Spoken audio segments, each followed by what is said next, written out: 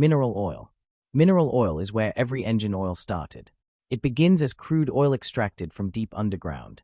That crude oil is then refined to remove unwanted impurities before manufacturers blend in additives that improve lubrication, reduce wear, prevent corrosion, and help keep the engine clean. If that's all engine oil needs, why was anything else invented? The answer is consistency. Imagine building a wall using random rocks you found on the side of the road. Some are large, some are small, some fit together nicely, while others leave gaps everywhere. That's a good way to picture the molecules inside mineral oil. Even after refining, the molecules aren't all the same size. Because of that, mineral oil doesn't behave as consistently when temperatures change. On a cold morning, it thickens more quickly, making it harder to circulate through the engine during startup. Under high temperatures, it breaks down faster, which means it loses its protective properties sooner than more advanced oils. That's why mineral oil usually requires shorter oil change intervals. Compared to every other oil we'll cover today, mineral oil is the least refined, has the shortest service life, and offers the lowest resistance to extreme temperatures. But that doesn't make it bad. Many older naturally aspirated engines were designed around mineral oil and still run perfectly well with it today. If your owner's manual recommends mineral oil, there's nothing wrong with using it. However, as engines became smaller, more powerful, and started using turbochargers, manufacturers needed an oil that could handle more heat without becoming significantly more expensive. That's exactly why synthetic blend oil was created. Semisynthetic oil. Semisynthetic oil, sometimes called synthetic blend oil, is exactly what the name suggests. It's a combination of conventional mineral oil and synthetic base oil. Unlike mineral oil, manufacturers replace part of the conventional base oil with synthetic base stocks to improve its performance.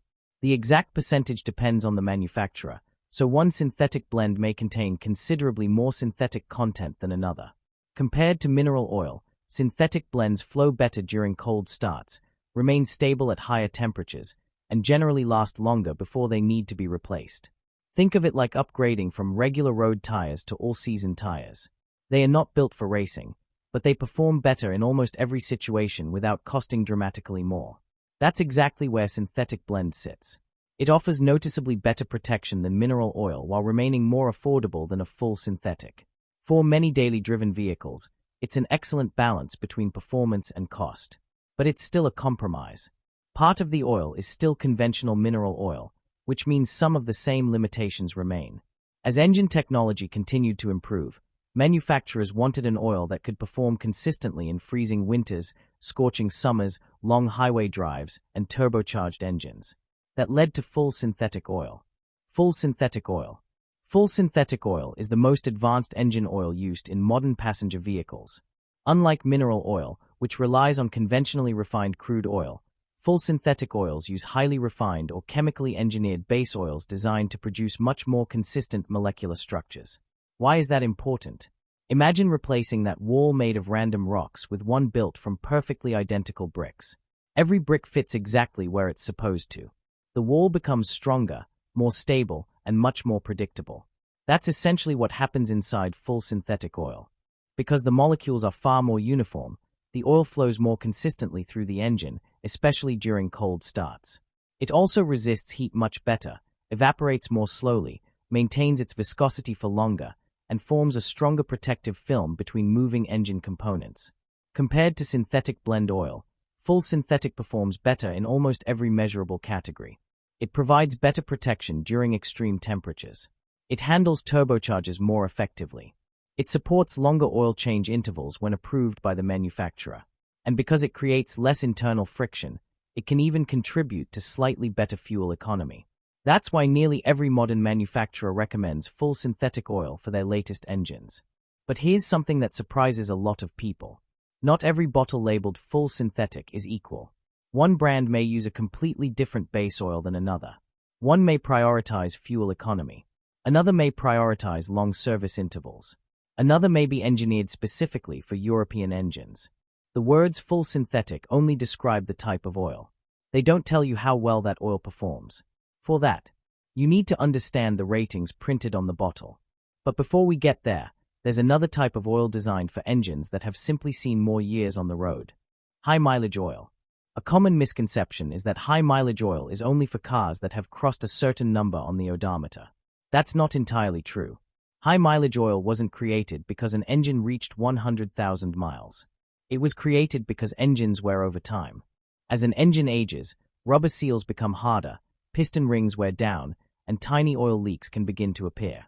Some engines also start consuming oil between services. High-mileage oil is designed to address those problems.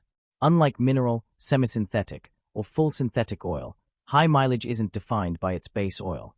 Instead, it's defined by its additive package. Manufacturers add seal conditioners that help aging rubber seals remain flexible.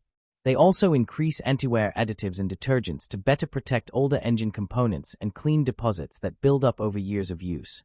Compared to regular full synthetic oil, the biggest difference isn't the oil itself. It's what has been added to it. That doesn't mean every older car needs high-mileage oil.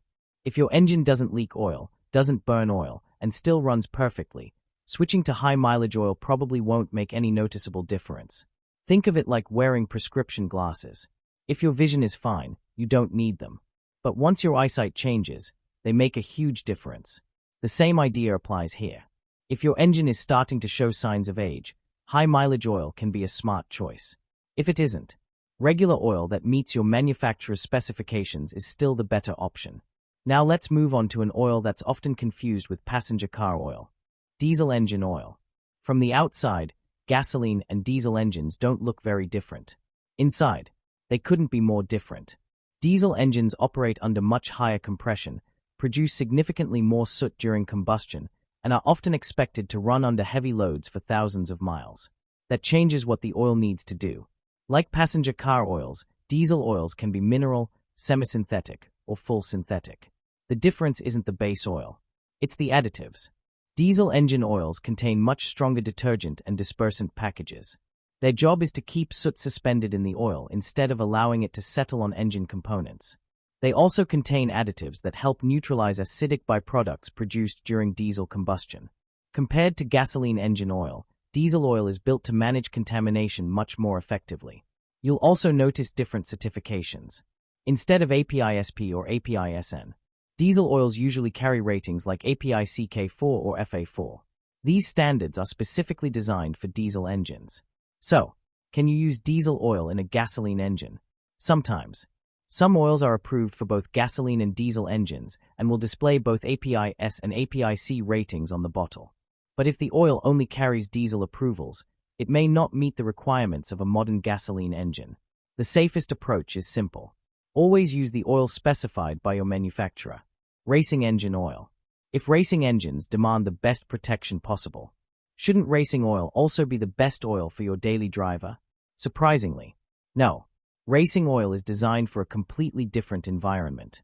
A race engine spends most of its life at extremely high RPM, maximum load, and very high oil temperatures.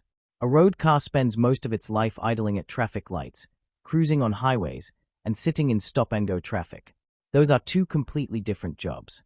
Racing oils are formulated to provide maximum protection during short periods of extreme stress. To do that, many contain higher levels of anti-wear additives like ZDDP and use premium synthetic base oils capable of handling extreme temperatures.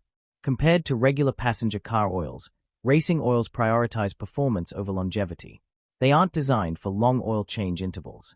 They often contain fewer detergents because race engines are serviced much more frequently. Some aren't even intended for engines fitted with catalytic converters or modern emissions systems. So while racing oil is incredible on a racetrack, it's often the wrong choice for a daily driver. Using racing oil doesn't magically make your engine last longer. Using the correct oil does.